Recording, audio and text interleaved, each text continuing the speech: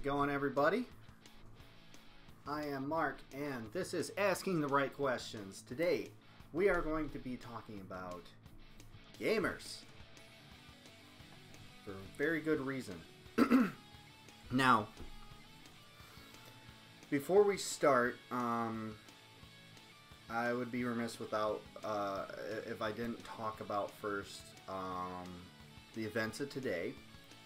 There was a school shooting in Florida, and of course, me and my family send out our hearts to everyone involved in that, and are very much hoping for, at some point, some resolution in anything being done about gun control, about making it more difficult for just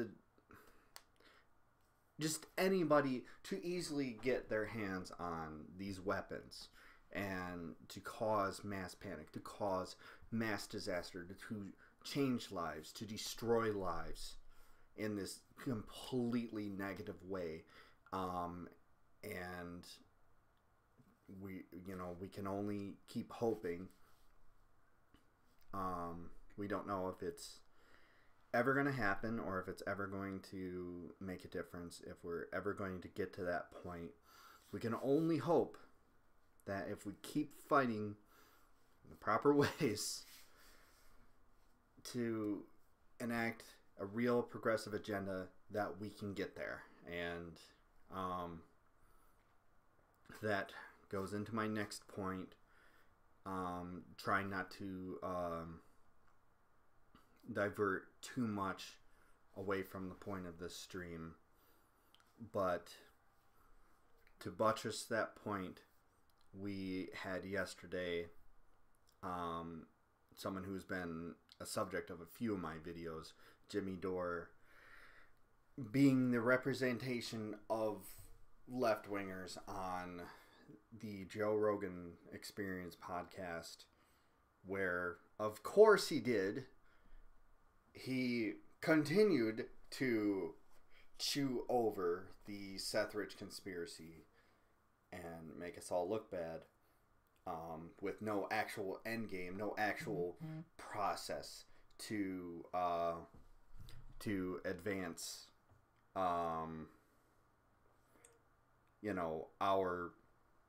our cause in any sort of meaningful way. No strategy, no idea what he's doing, what he's talking about, with little understanding of politics, putting himself in the position of expert to something he does.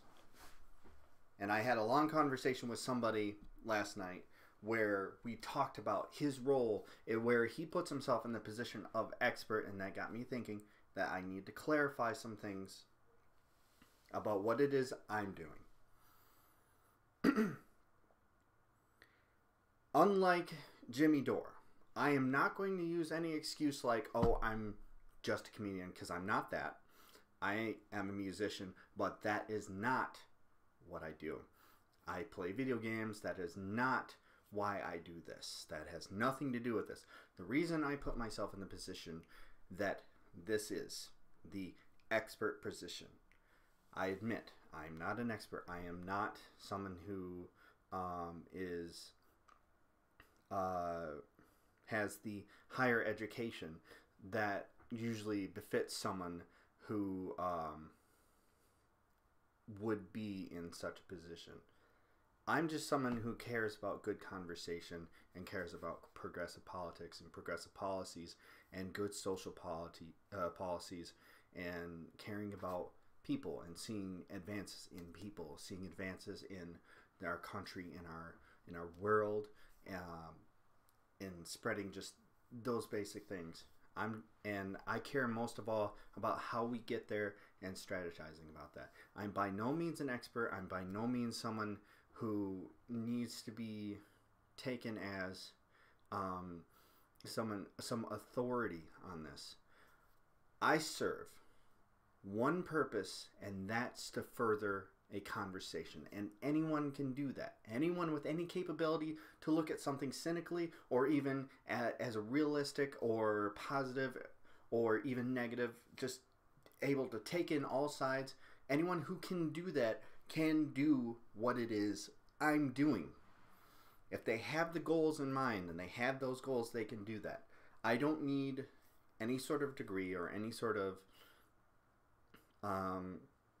further knowledge beyond just recognizing the reality of where we are and being skeptical enough of everything to look at even things that agree with myself with a skeptic eye, to make sure that what I'm saying is the truth, the whole truth, nothing else, so that we can actually move forward past, have the conversation about it. Because if we have the bad information, we can't have a good conversation about it. That is what I'm doing. I am not an expert.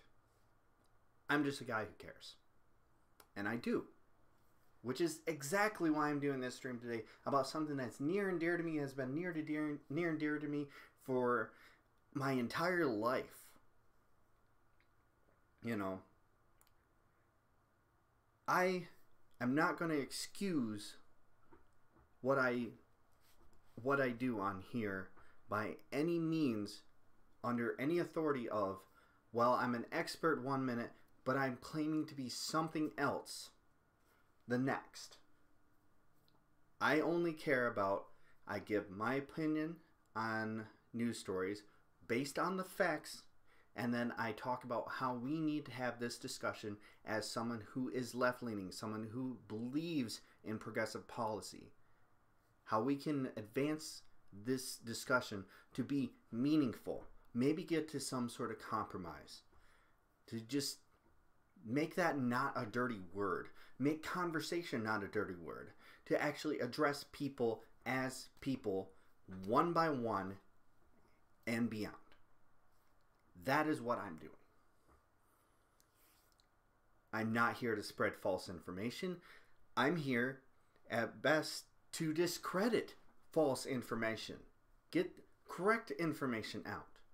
And that's not based on anything but the fact that I look at people who... I follow sources that are far better and far more credible than what people buy into. Again, talking about confirmation bias and why we shouldn't buy into things just because it fits some sort of narrative that we have preset in us. Just because it fits that does not make it true. It does not mean that you give it any sort of semblance of credibility. Something that we have only a finite supply of. And pass it along as fact. So, that is what I'm going to do today. And that is not what someone like Jimmy Dore does. And we're going to also talk about other people on the other side of the spectrum who are doing exactly what Jimmy Dore is doing. Spreading false information to pass a narrative with no collective goal or strategic mind in set. So finally, we can get to gamers.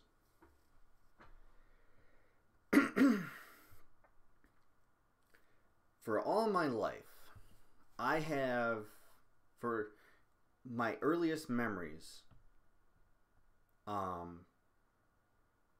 have had something to do with video games, gaming. I was the youngest of 3 brothers. My dad originally first started playing video games. We had an Atari 2600 and the original Nintendo. That's what I remember having when I was younger. My dad was actually, he played a lot of Punch-Out. He quit playing games not long after that. I don't know if he just lost interest. He definitely became someone who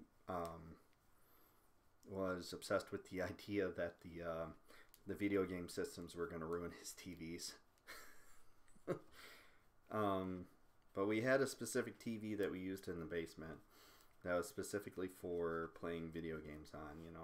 Had the Super Nintendo, had the Atari, had or had the Nintendo, had the original NES, the Atari 2600, and then we had the Super Nintendo. My brother he took that to college. Then they got me a Sega Genesis.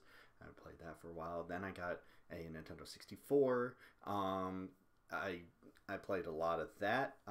My dad tried to get back into gaming with Xbox, which I ended up commandeering after he fell out of it.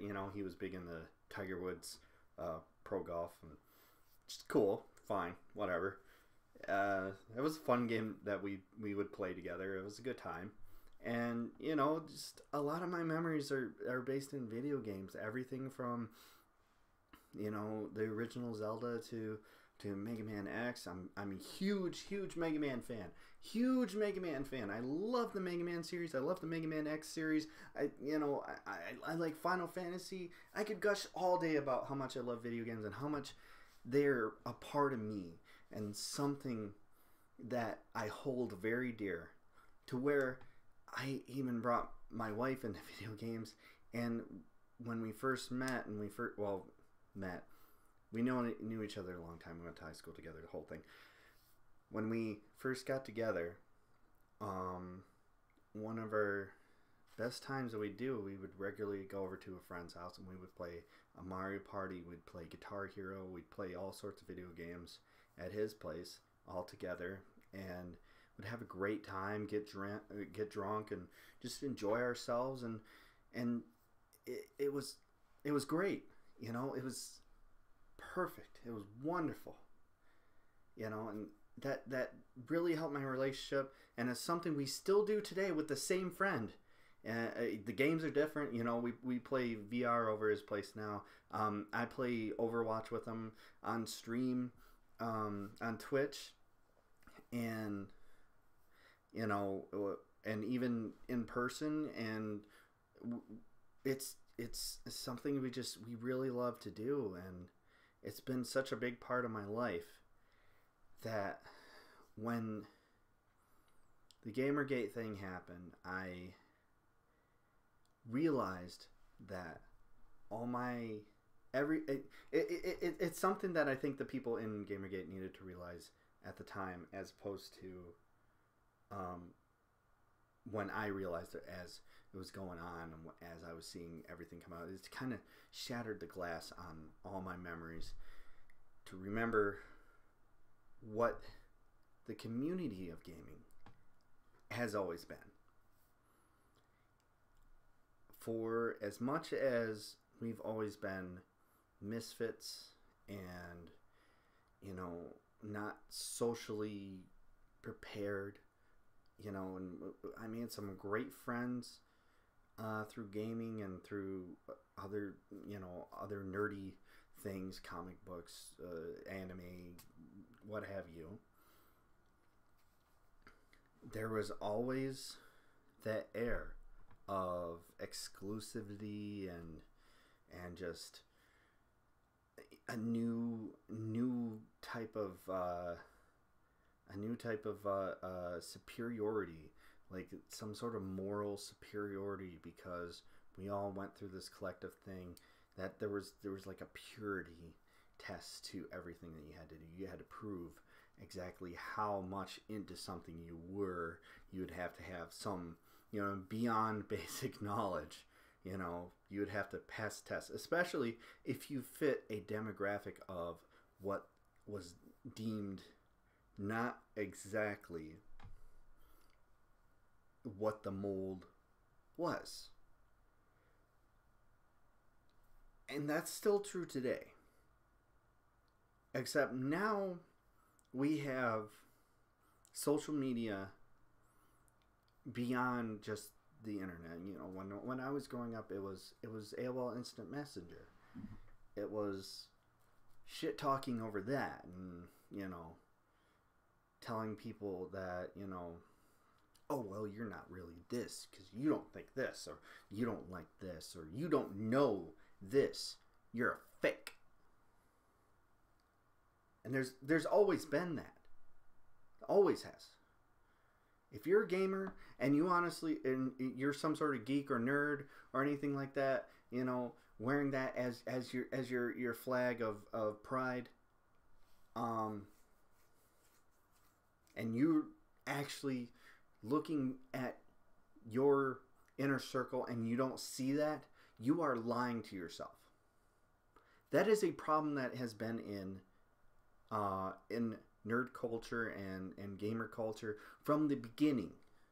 There was always going to be that divide. You know, we could go back to, you know,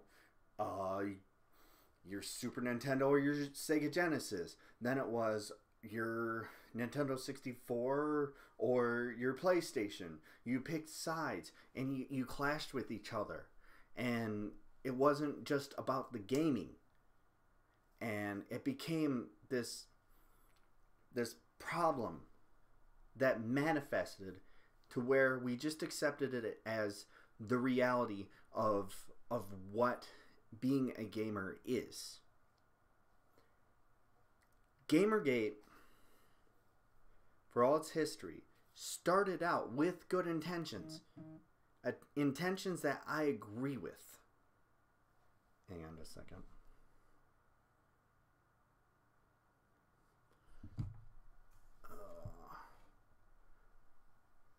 I don't know why.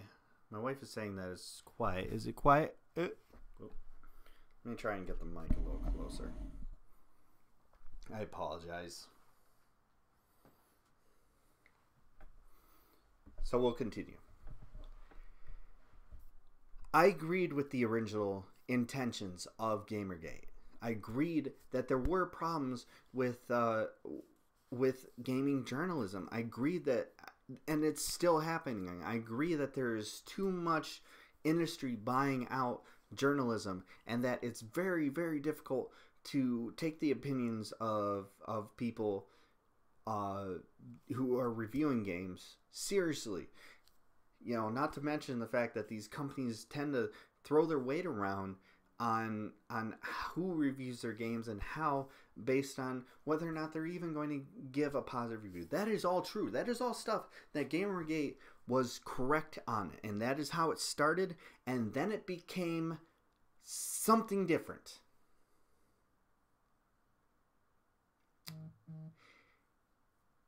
It was like, it started out being about journalists being paid off to give positive reviews of games, or not allowed to get review copies of games in the first place, to give any sort of even sensed review of the game. You know,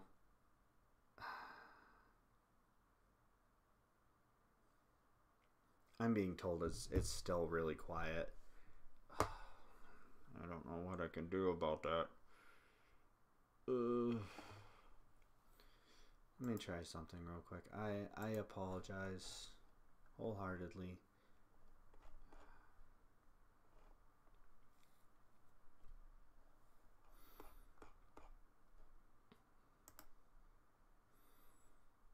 Just give me a second. I apologize. Okay. That might help things a little bit. Whoa! Yeah. I don't know how that got turned down. So, that should be better. You shouldn't be straining to hear me now. So, getting back to what I was saying. It did start out with those intentions, and it was about journalism, being bought out by these companies, and these companies blockading people based on reviews. And it started out with really, really noble intentions that they were calling out, and then it turned into, well, gaming journalists are saying that there needs to be more inclusive games, and then it became a problem.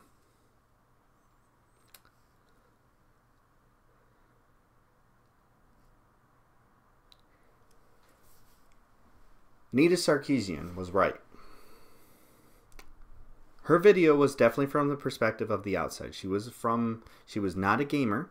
She still is not a gamer. She's not someone who played games. She studied them for her video, and I watched her video, and she was correct when she was saying that there is very, very problematic things in gaming regarding women, regarding homosexuality, regarding transsexuality, and regarding black people, minorities. There are tons of problems all over the place in video games that we still today have. We're getting better, but we're not there. She was right, and it became a thing.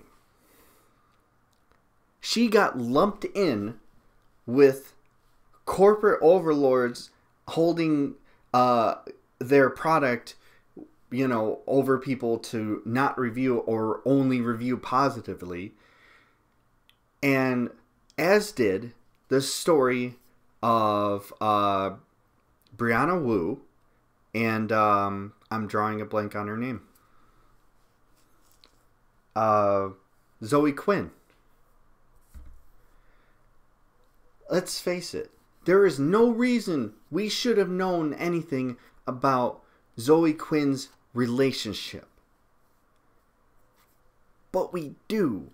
And that became a part of it. As much as you could say, oh, no, it didn't. It wasn't a part of it. It wasn't a part of it. It did. It was. I was there. I saw it. What started out as a good intention thing quickly got sucked into this realm of vitriol and toxicity and bullshit that ruined and exposed the culture within gaming. The complete exclusivity of it. And that was a choice that was made by the people involved. Now, let me get one thing clear, because I know the very second this video goes out, it's going to turn into a fervor among gamers. I am fully aware that not every person who was involved in Gamergate was a part of that, attacking Zoe Quinn and telling her that she was a whore who needs to kill herself. Or telling Anita Sarkeesian that she needs to stay in her lane, or the not your shield bullshit. I am fully aware of that. And I will acknowledge that right now. Here's the thing. Just like the argument with police officers. The idea that there are good police officers. Sure, there are police officers who are actually careful and care about their badge and do things. But they also cover for the bad cops, which makes them a part of a system that covers up a problem. So you may be one of the good gamers, but you didn't do fuck all about the bad gamers. Did you? You let them do that, and you might have said to them, hey, man, calm down. But you didn't expel them from this situation. You didn't say, look, if you're going to be in this fucking thing, you're not going to fuck us over and go go off the rails at these people like this. We are not a part of this. You are out of it, and we are a part of it. You didn't do that, did you? You said, oh, well, they care about journalism gaming. That's a separate thing. That's a separate thing. I've been told so many fucking times about that was what happened. And you did nothing. And I saw that. This is why I quit Twitter the first time. I made a post where I recognized that Gamergate was sorely in need of a rebrand and needed to expel those people from it. If you create your new thing, rebrand yourselves, as being just about the journalism and not about fucking Zoe Quinn or being about telling trans people that they're not allowed to play video games or telling women that they're fake gamers, fake gamer girl bullshit. If you wanted to do that, you could have done it. You could have expelled those people and said, look, you're out of this. We own this. And because we actually care about the actual fundamental problem in the gaming industry. And I said that on Twitter, that maybe Gamergate needs to rebrand themselves and expel the toxic parts of it in order to succeed. That is the first time my Twitter had been blown up.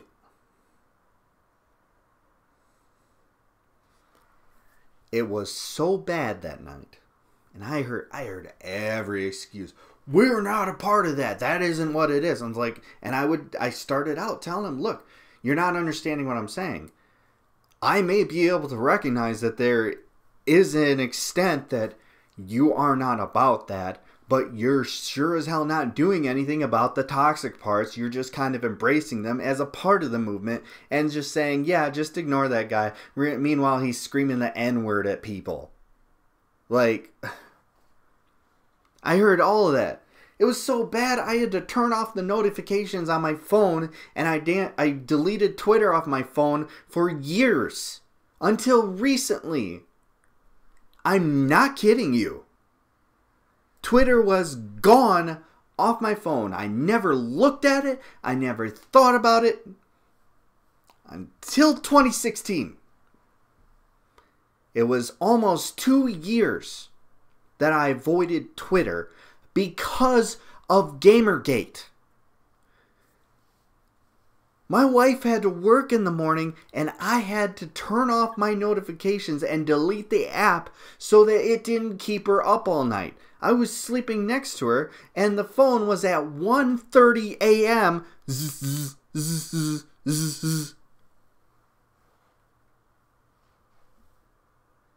As if to prove everything I said right. And when I woke up, there were hundreds of notifications. This is when I deleted it. I deleted it in the morning because I couldn't even deal with it. I was just like, what? Why? All I suggested was you rebrand and you do something about the toxic parts, and every single one was not addressing at all what I fucking said. They addressed it as if I accused them of being just that. I accused them of accepting the toxic parts as a part of them, and they attacked me. They got defensive about the fact that that was true. That they accept that ilk into their group. That has fuck all to do with me. But that hurt their feelings. So they did that. And eventually it went away. Some of the gamers are now, some of the Gamergate people are now heavy pushers on the far right. They're big Donald Trump supporters. They're a part of this movement. They're the Pepes and the Kekistans and all this, fucking senseless bullshit that still promotes the same fucking thing. They're not talking about gaming journalism anymore. They're talking about Mexicans. They're talking about Muslims. They did exactly the same tact that I told them to expel.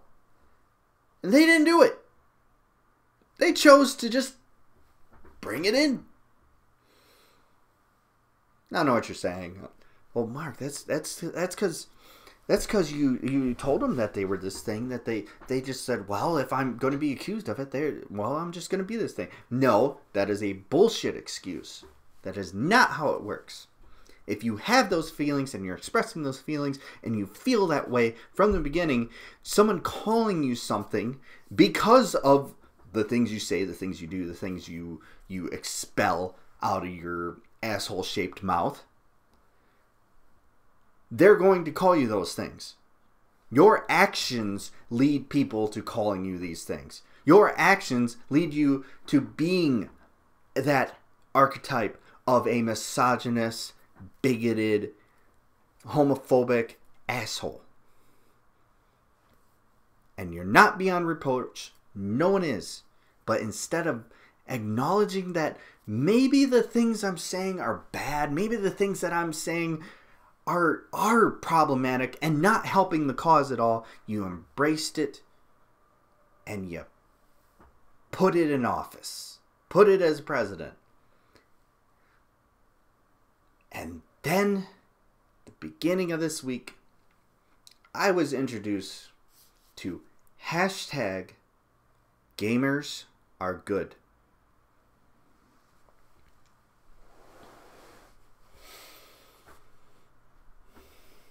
That was a shock. I was absolutely shocked that became a thing. My first thought was the gall of them to do this. And then I started reading the stories and I go, all right, that's cool. I like the stories. A lot of them are really good. A lot of them are really just show that, just like I said in the beginning of this video, a lot of them were about how much you care about gaming and how much of a difference it made in your life. Just like, I can say gaming made a huge effect in my life, music made a huge effect in my life, my wife made a huge effect in my life, and my puppy made a huge effect in my life. It was stories like that, and it had a lot of beautiful parts and contradicted immediately by the rest of the shit that they would say.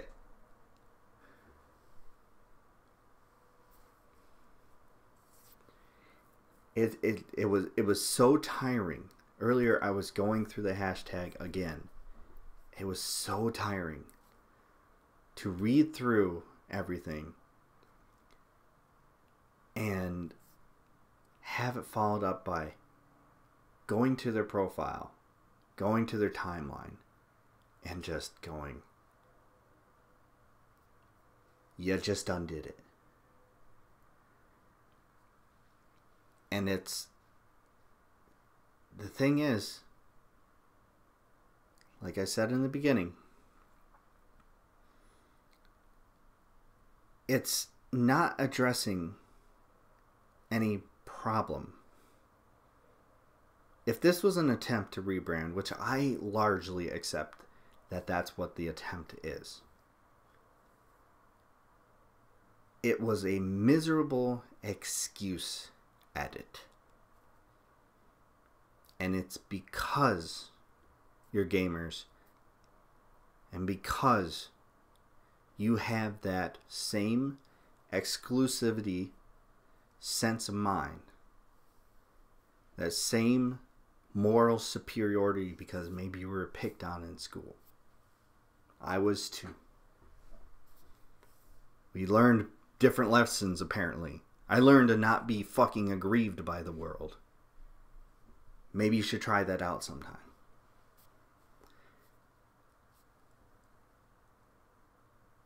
It was surreal to go through all this. See all these beautiful stories about, I saw one where somebody was, they had severe physical ailments and were disabled as a kid, and they weren't able to play sports, so they turned to video games because that's what they could do, and they enjoyed them, and they fell in love with a number of stories and characters, and that's great. That's beautiful. I read one where somebody played a game with their mom, and it became a regular thing. It was a longer game. It was Shadows of the Colossus. Gorgeous game. About to get the HD release. But it's a fucking gorgeous game. I wish I had a PS2 at the time. I would have played the shit out of that game. It looks great.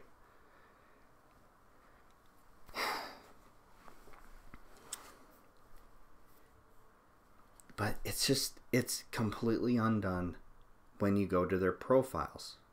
When you read everything else they have to say. And the backlash, I understand that a lot of the backlash goes too far, and that is a problem of itself, and we can deal with that in our own way. Don't lash out.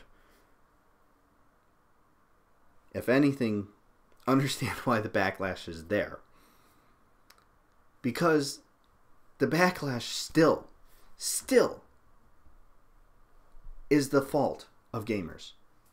You chose a hashtag of you being good after you railed on pushing out women from the industry, pushing out trans people from the industry. Still are doing this. People of color from the industry, and people of all different ilks that aren't, nerdy looking white men or even good looking white men from your favorite hobby.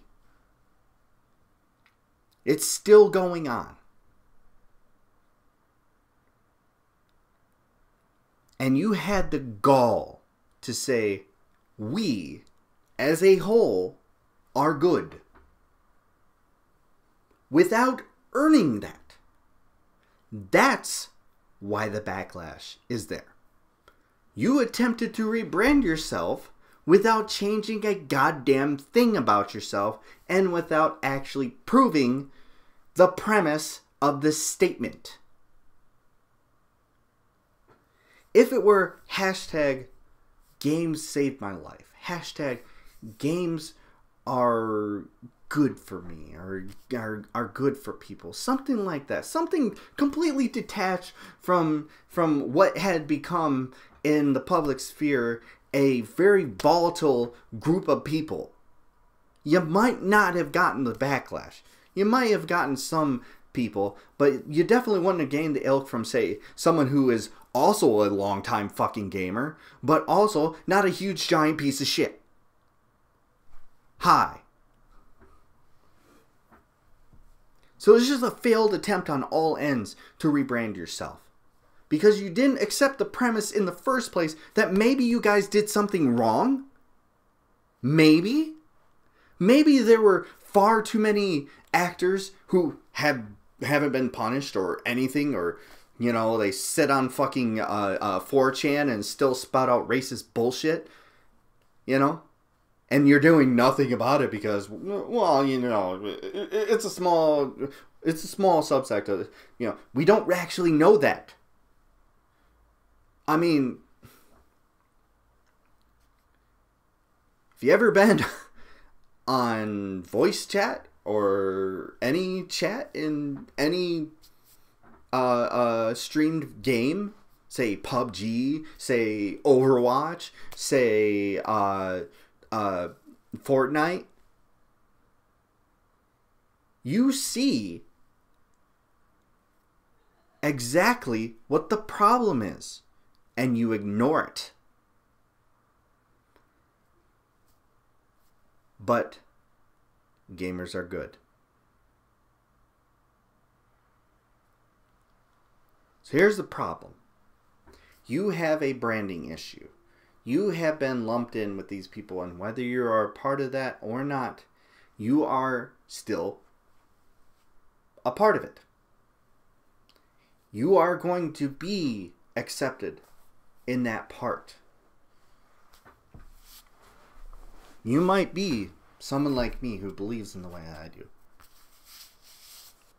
But if you're not actually doing anything to expel that toxic sector or make it easier for, say, game developers or people who operate chat functions or people who monitor these many things to expel this toxic entity within the groups, then you're not the solution. You are a part of the problem.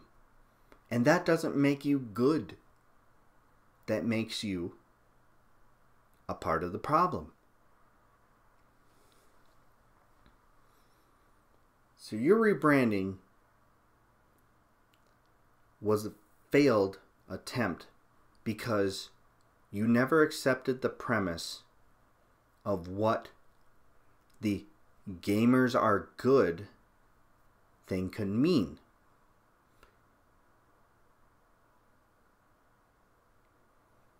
So what do? I posted a status after finding out about gamers are good.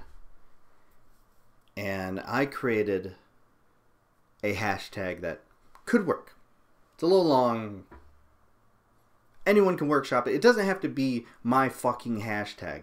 It's not about me. It's about us. It's about reaching out and actually doing something to prove that we have earned the right to say that we are some good force in this world, in this country, for the general public in general.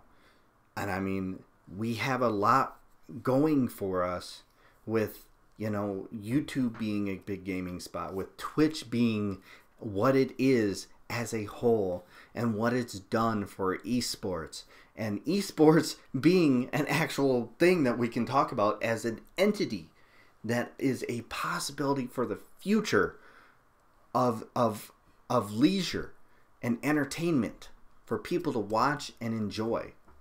People who are genuinely good at these things. It's a skill and it needs to be celebrated. But we aren't there yet. We can't jump right to gamers are good. Gamers need to do better was my hashtag. Gamers doing better. Gamers trying to be better. And that's what you need to do first. You need to prove that you've earned the right to call yourself some sort of positive force before just saying it and hoping that people accept it and go, oh, I guess gamers are good now. It's not how it works. You have to earn that.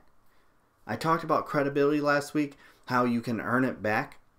It's incredibly difficult to do. And that's the problem, is you guys tried to take the shortcut. Just like people tried to take with their credibility. You tried to take a shortcut and just say flat out that this is what we are. This is the positive force we are in this community and for people. And you didn't earn that. You have to first try to be better before you can get to good. And you haven't done that. You just accepted it as good. I'm going to read you some things.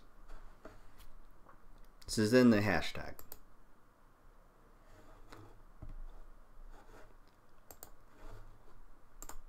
So, I went to the hashtag. And I'm not going to screen share this to protect the names, because I don't want a big giant fucking thing or them to come at me or anything.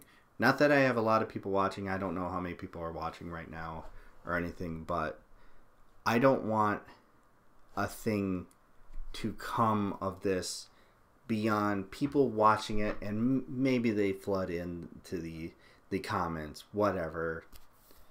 That's cool. Give me exposure. I'll take it. So I'm just going to read these and not give their handle. And then I'm going to read you what goes on in their timeline.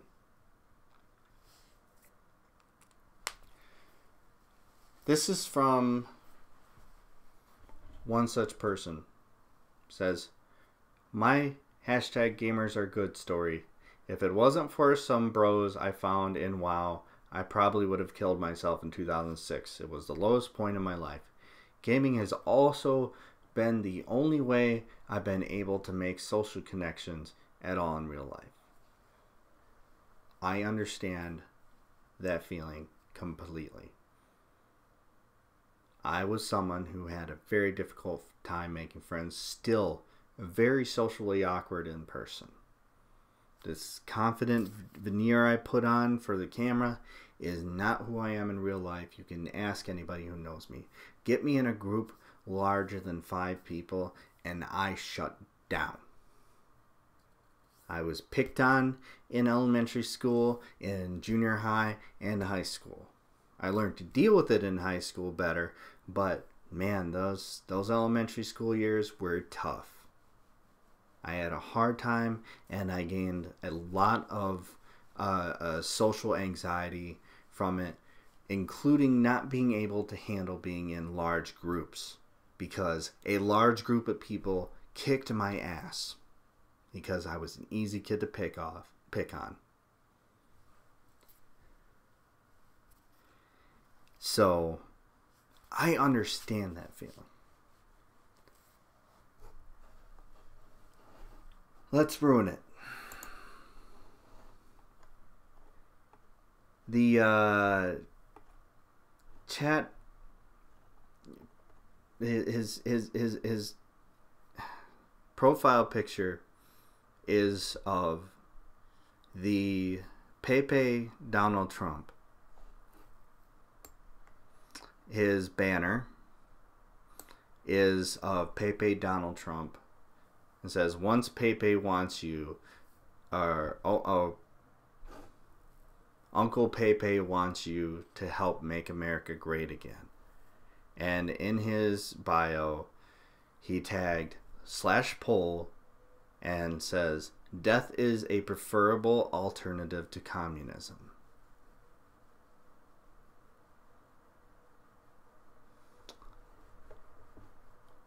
In his chat stream, he attacks mostly, well, with today being a thing, it's mostly about how people who are calling for gun control are awful. And it's a lot of Sticks Hexen Hammer 666 shares and retweets. And if you scroll past today, you'll see it's all about immigrants. He shared the heavily clipped discussion between Tucker Carlson and an illegal immigrant, which actually was far better on the side of the illegal immigrant than for Tucker. But he plays it up as, this is the best Tucker Carlson segment ever. It's our country and you don't have to come. It's my country too, Tucker. No, I don't think it is, because I don't think you're a citizen, are you? I'm not. Then you're not. It's not your country, actually. Hashtag stop DACA.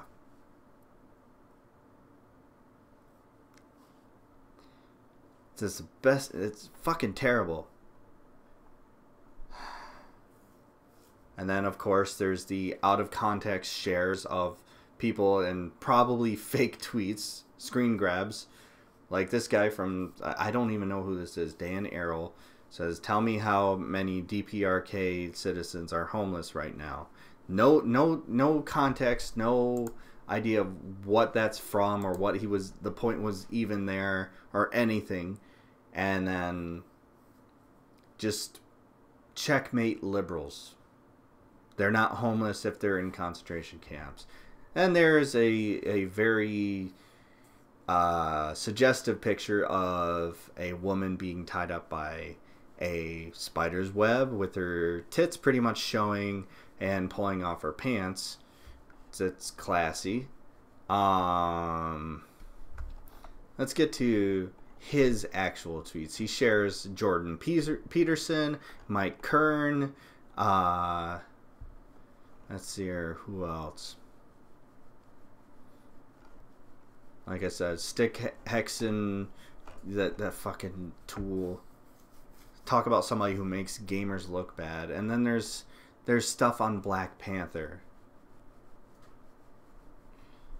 And he's one of these people who shared the Black Panther's Wakanda gets everything right about Africa that Trump got so wrong, and they know it's a fictional ethno-state that doesn't allow immigration and is hyper-protectionist, right?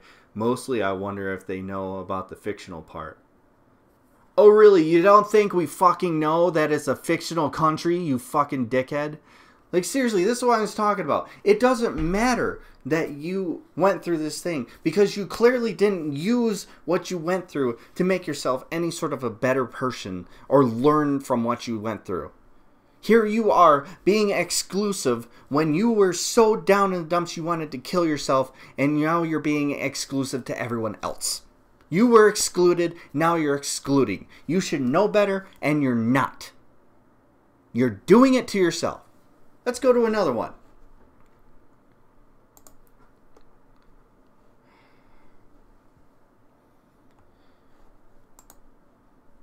See here, find this.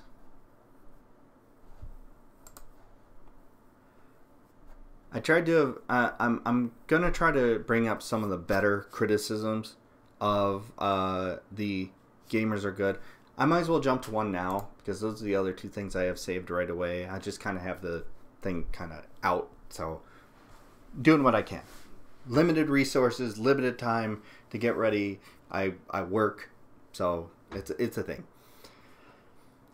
This is a very interesting post, and I like what they're going for here. It's more questions. They tagged gamers are good to ask them questions, and I want to go through some of the replies. Starts out, hello people scrolling through this hashtag. I'd imagine a fair number of you think your gamer identity is under attack, and I'm not here to dispute any negativity you've experienced. Rather, I want to pitch an idea. Is it really because you play games? If you got negativity as a child, was it because you played games, or was it because you were socially awkward and not adhering to social expectations of masculinity? Maybe the label of gamer was simply an easy target and the games were never why they attacked you. And maybe when you were a teenager, playing games means, again, not being conventionally social. Society wants teenagers to grow up and get productive and date, but you found value in something else, and society resented that. But it was never about the games themselves. Very good points. Now I'd imagine a fair few of you are adults feeling frustrated. You think you are simply under attack because you play games. Many people dislike the label because it has been tied to several harassment sprees and internet toxicity, but it was never about the games. Much of your hobby involves online experiences nowadays. If you find value in games, maybe you don't go out as much. Maybe you find value in the quiet solitude of them. The negativity from society is that subversion of what it wants. It was never about the games. In truth, it has never been about the games. The word gamer has been tied to a subversion and going against what is conventionally considered good behavior in this world. In the online world, it has been tied to temper tantrums of harassment and bigotry. Gamers are simply a group of people, and your actions and behavior are judged because of the things you do. Sometimes that judgment is justified, sometimes it is not. But I promise you, none of it has ever been because you play video games. And that is true.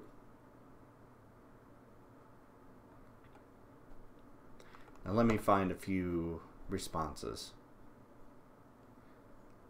It of course starts out negative. There's the a syntax argument. You know, how do I call myself a gamer without their meaning of gamer being associated with me? Ha ha ha. Mass snark. Ha ha ha.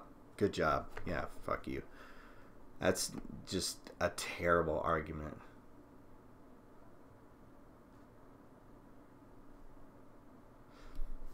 Here's here's what I'm talking about too. Yes, who do you think you are to presume better than us and attempt to erase our lived experiences? Again, within that, she says that it's not about that.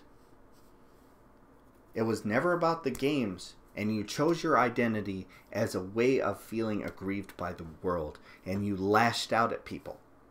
Or maybe you weren't, and you didn't do anything about those who did lash out. What I've been saying this entire goddamn time.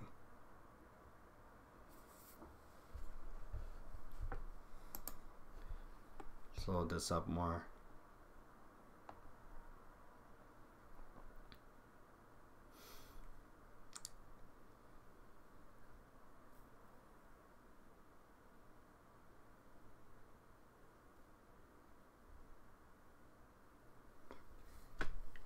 Here's an interesting one. Yes, it is, because people shit on us solely for calling ourselves gamers and playing games. If I don't personally do anything, and yet I am insulted, harassed, threatened because I call myself a gamer, not based on my own actions, why, yes, it is because I play video games. Ignoring the fact that you may feel like you didn't do anything wrong. You may have your blinders on to what you had done to somebody. You may have earned that harassment by being a harasser in the first place. Neither is good, but you kind of started it. You stepped in it. You made your bed, sleep in it. Acknowledge that's where you are. Because I guarantee, if you go through their thread, you will see several times where they were the harasser and not the harassed. And they play the victim. Something that they like to accuse people like myself of. Oh, SJWs, all you do is play the victim, play the victim. It's so exclusive in how you do things.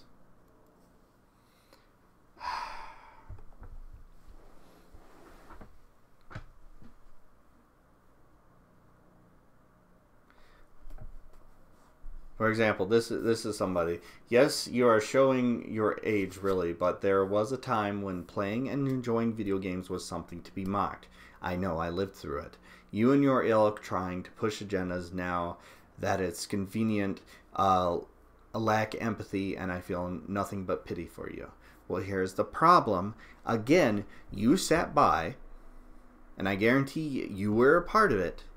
You sat by while people were getting harassed by people like you, by your friends, by people you probably know or people you follow, people you are a fan of, or someone that you see as now a political force.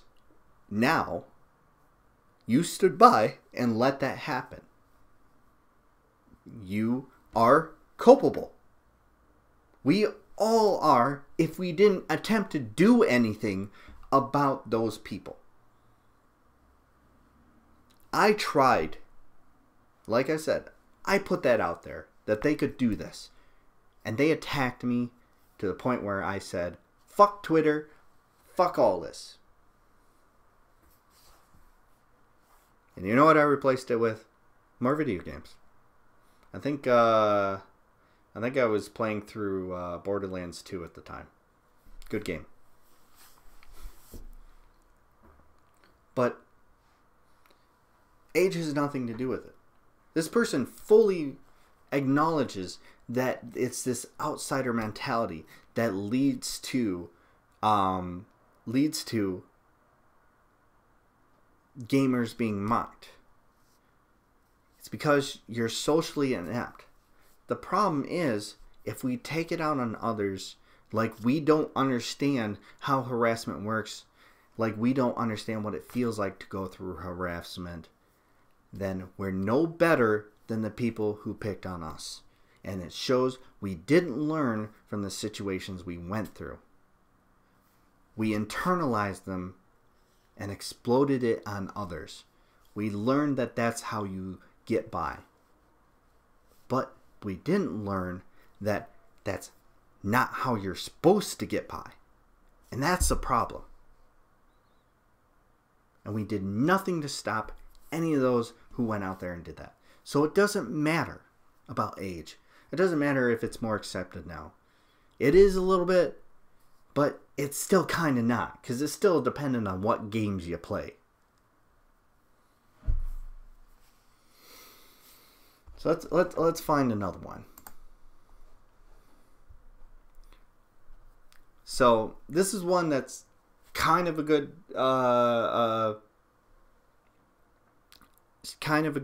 critique of gamer culture. Kind of not. Because again, it doesn't address all of it, but that's the nature of Twitter. That's why I preferred that tweet thread a lot more, because it said a lot while saying exactly the very simple point. It's not about the games. It's because of what you internalized and how you felt about how you were treated and what you chose to do with it rather than learn from it. It says, #gamers are good, tough choice. Over 50% of gamers are women. Gaming is unwelcoming to women. Choose a narrative. And that's the side of that culture that becomes abusive, that becomes the harassers, becomes exactly the thing that we were supposed to rebel against, the very thing that we were supposed to learn from and say, I don't want to be that. We became that. Or we accepted people who were like that, who were within our own ranks. We all saw it coming. We all knew that one friend who said shitty things and was just a huge asshole, but you put up with them because, I don't know, you needed another fourth, or depending on what you're playing, you needed a fifth. You needed to round things out for what you were playing. And he brings popcorn. We had a friend like that, I never played D&D, but I had friends that would play D&D, and I would hang out with them, and we'd play games sometimes. And I couldn't stand this guy. I thought he was a huge piece of shit, and I would always ask him, why do you hang out with him? None of them liked him. He was a huge prick, and he was a Wiccan. He believed he had powers. One time, he decided to shove me over when I wasn't looking or paying attention because he wanted to test one of his powers, and he thought it was funny. And I kicked him in the fucking nutsack because I was pissed off because I was just waiting for the bus talking to my friends. And they were all pissed off at him too.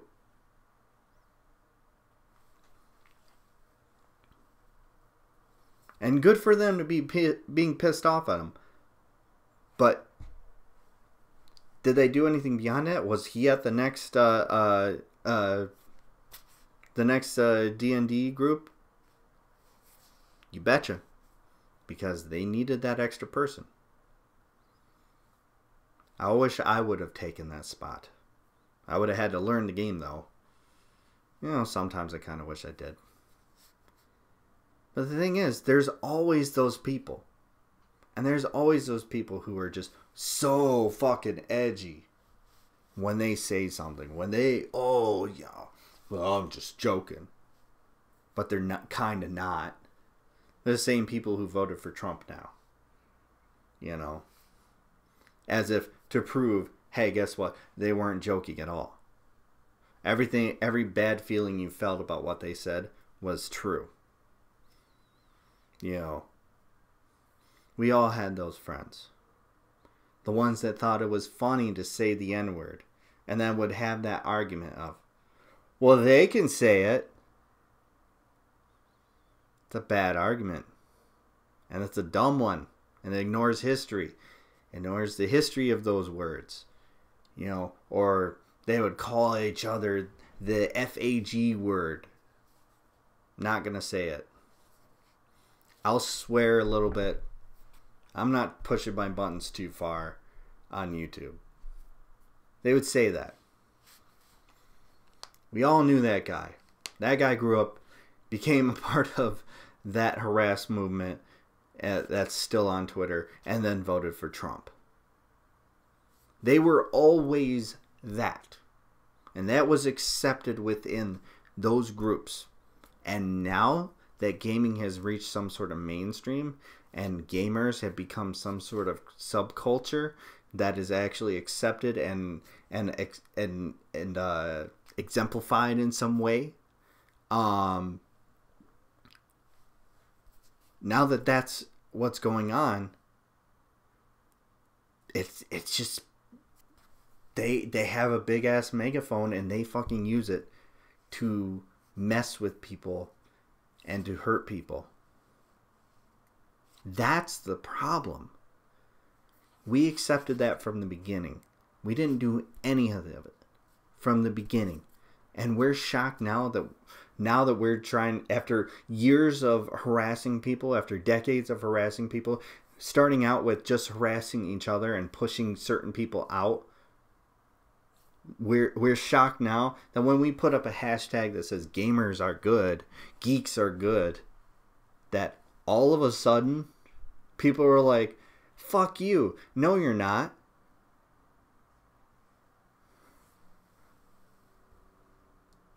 What did you expect?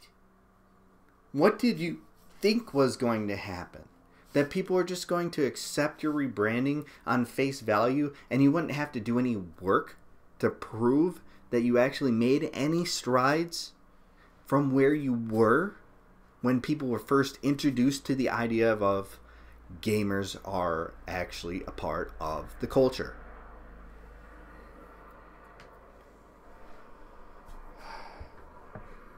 So, I don't like how this is worded because it's very attacky, but it doesn't make it untrue. I'm willing to let go of the wording and the phrasing, the snide comments about it, for it being factually correct. We as gamers have always been very, very exclusive of certain types of people. I already said what it is. I had black friends who were nerds, and I would always ask them, why don't you hang out with me and my friends? They would hang out with me. It was always, I never understood their answers. It was always something along the lines of, I don't think I would be welcome. And I never got that for years. And I lacked the self-awareness at the time. I was too young to think beyond that. I was smart enough and good enough to care about inviting these people over and knowing that, I didn't give a fuck what they were, their history. In fact, I was actually interested about learning more about them, learning more about, what they had to deal with and what they go through on a day-to-day basis, because I love hearing these perspectives. I love hearing all of that. I love opening up my world. Again, learning the right lessons from being picked on as a kid. That being exclusive is a bad way to go.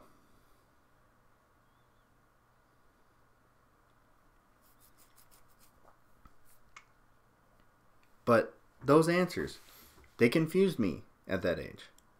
I wasn't ready to understand them. I know what they mean now. I totally, 110,000% get it now. They weren't welcome.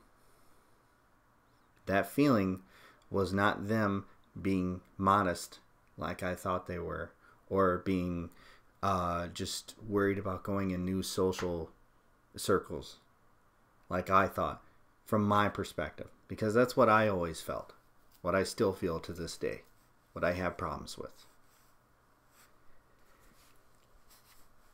It was because they just weren't welcome because of who they were. Or gay nerds. They existed. I knew they existed. And you know what? In high school, I wasn't too friendly.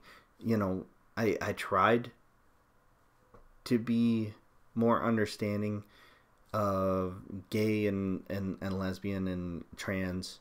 We didn't have any, as far as I know, any trans students. Years later, I found out one of my classmates went through transition.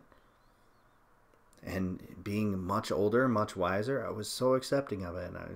And good for them. At the time, I don't think I would have been. I helped a friend come out as lesbian in high school. Very difficult thing to do. But I helped her. But as far as gay male, I still had holdups about that. I did. I'll admit that. I learned from it, though. I used that stuff. And even though I was bad at the time, I didn't outwardly attack anyone for being gay.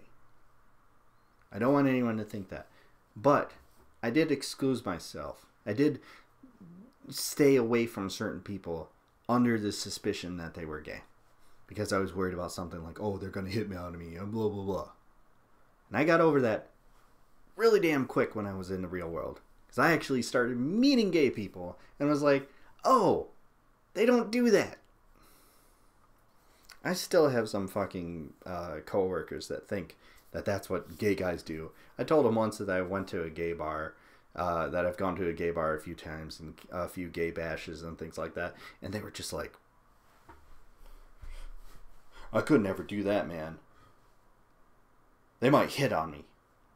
You know. All right. Take it as a compliment. No, man, no. Like, it's really bad.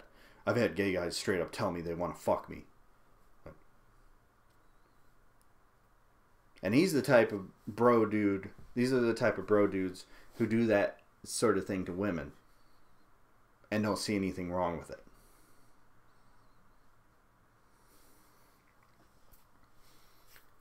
But, I actually learned from it. I learned that it's not good to exclude people based on anything. And I also wanted to hear their experience. And I learned a lot again. Some of those friends I still have. Some of them, they moved on or stuff happens, But it had nothing to do, it would never have anything to do with that fact about them. But then I would go back to my circles. My nerd circles. And I would see that exclusivity. I'd see them talking about, FAGs and queers and all these pejoratives and all these words that at the time were just a thing to say. And I would go along with it and I wouldn't think anything of it. And I had that day of reckoning when someone finally told me, you realize using that word like that, saying things are gay in that negative way, is suggesting that being gay is a bad thing.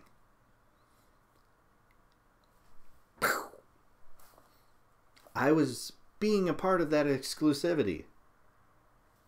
And rather than getting pissed off at the person and saying, fuck you, oh, you're trampling on my freedom of speech, you're censoring me, blah, blah, blah, freedom, blah, blah, blah, Jordan Peterson, blah, blah, blah, Mike Cernovich, blah, blah, blah. Instead of doing that, I listened to that person and I thought about it and I said, you know what? You're right. I'm going to stop saying it. And I did. Now I cringe when people say it. I cringe. Ugh. We learn by accepting people, by loving one another, and not pissing them off, for starters. Like, you can be totally accepting somebody and say that, I would be friends with this person if they came up to me and tried to be friends with me. But if you say something that offends them, You need to recognize that that offends them. And if you still want that person as a friend, you cannot look at them as having aggrieved you because they got offended by what you said. You need to learn what you said that was wrong, see it from their perspective, and recognize it as wrong and correct it. And gamer culture, nerd culture, doesn't do that. We have not gotten there yet. That is not something that we have earned. Have I hammered it in yet? Have I gotten it out into the sphere that this is what gamer culture not only has always been, but is now? That this exclusivity that we're trying to pass off in this gamers are good thing by saying, well, no, we're inclusive because we accept one another. No, we accept one another if we fit a certain archetype. If we're willing to put up with a certain level of assholeness. If we're willing to just be like, well, I'm offended, or this pissed off my gay family members or my black family members or friends or anything like that. I'm willing to accept a certain level of bullshit in order to feel accepted in a very small, narrow sphere that won't accept these people who are also in my life. That's what we do. That's what we're doing. That's what we're still, to this day, doing. That does not make us good. But it does mean we can change. It does mean we can do better.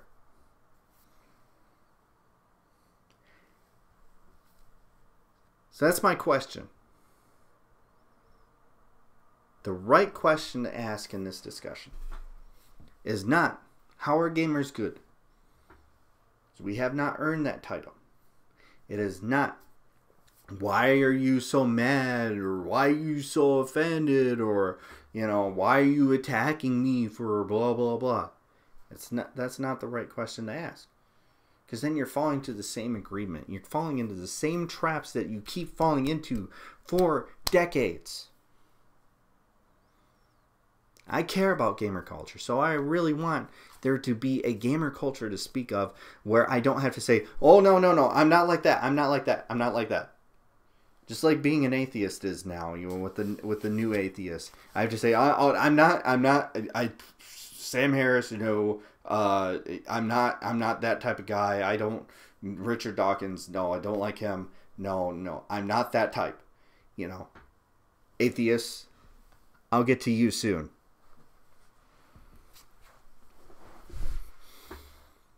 I shouldn't have to explain that I'm not a part of this thing, but I'm also a part of this thing, is what I'm saying. So what is the right question? And just like last week, it's a question that we need to ask ourselves as gamers, as people who care about playing video games. Because games are fantastic. They're great. They can be a great way to tell an amazing story that's often better than even movies. It's a great medium for story, and it's also a great medium for interactivity and building skills, learning skills of the future, which is going to be in tech.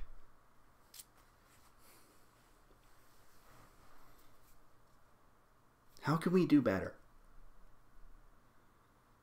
Fuck all this, we're good, we're this, we're that. How can we get to a point where we can call ourselves good? How can we be good? How can we do good things? How can we be better? That's the question. Take some time, self-reflect, look at your friends, look at all the people that you've wrote off or that you pissed off because you were honestly, objectively, being an asshole to them. Step into someone else's shoe and ask yourself how they would feel, how you would feel if they came at you that way. Or if they did come at you that way based off of what you say you are, ask yourself why that is. What is the culture behind all this that has led to people having that opinion? And then ask yourself how you can not be a part of that.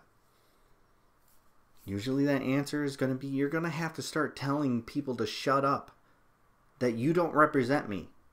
That you are not exactly what I claim to be. You are bad at this. You want to know who the real fake gamers are? It's the people that give gamers a bad name. Call them out. Be a part of that. Be the change. Give them the chance to change. Explain it to them how they're being assholes. And then say, if you're not willing to be better, then I don't want any part of you. Make them a smaller group. Maybe some of them will choose to change. Some of them will sit in the corner and continue to cry about how they're victims while, talking about how black people always play the victim. There's always the possibility that that fever will break.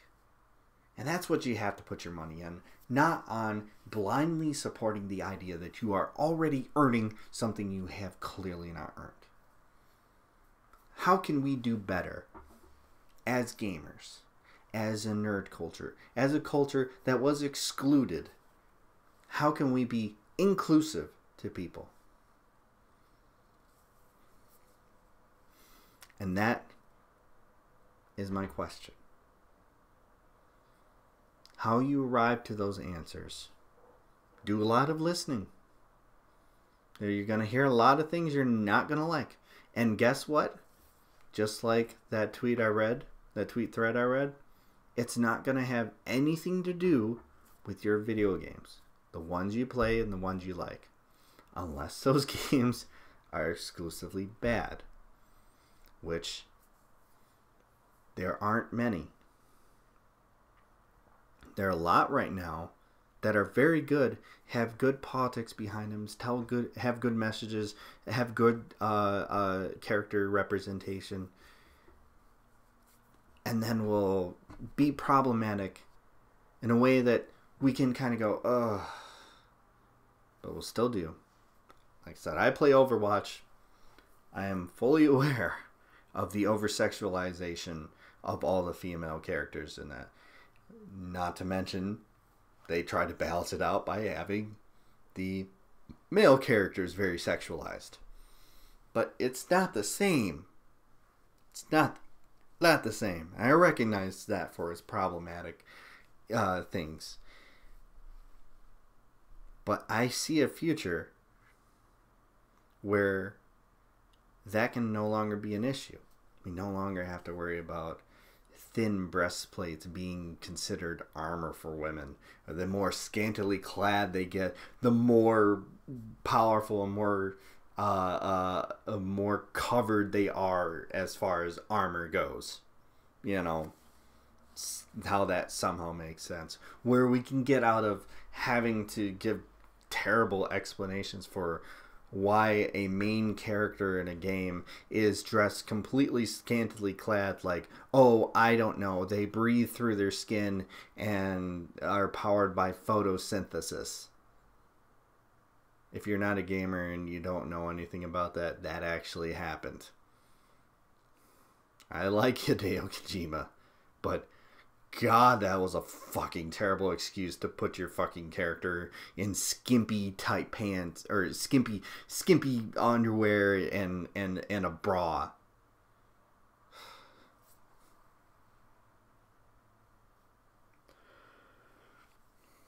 Except that video games in the future are not going to look how they look now. And that's okay. Accept that change. Accept that there are problematic things right now. And then move on. There will still be good games. You will still enjoy yourself. You can still play the old games and still enjoy yourself. While kind of going, yeah, that was kind of stupid. But still enjoying the game for the gameplay and what it is, and the story and everything about it. But looking at some of the costume designs and going, fuck.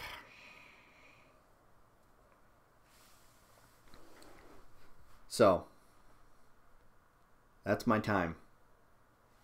We are almost at 1 hour and 30 minutes. I can't believe I did it again. I got everything in I wanted to say. I got it all nice and concise. And it's about to tick to 1:30. We're good. That's a good time. We're getting better at this. I'm sorry about the technical difficulties earlier. And if you have any questions as gamers, I fully ask that you ask me. Don't ask those snide questions that gamers like to ask. You know, well, why didn't you talk about this? Why didn't you classify us as this? Even though we did this, we donated money to an anti-bullying campaign. Blah, blah, blah. You know, why didn't you talk about that? Blah, blah, blah. Because it didn't matter. I will answer the question if it's not snide and dickish. If it's not meant to try and trick me into going against what I had just laid out. Because that's not what I want. I want gamer culture to be better. And the only way it's going to do that is if we actually try and recognize the problems that we have and that there's a problem in the first place. How can we do better? That's my question. I'm Mark, and this is Asking the Right Questions. Good fucking night.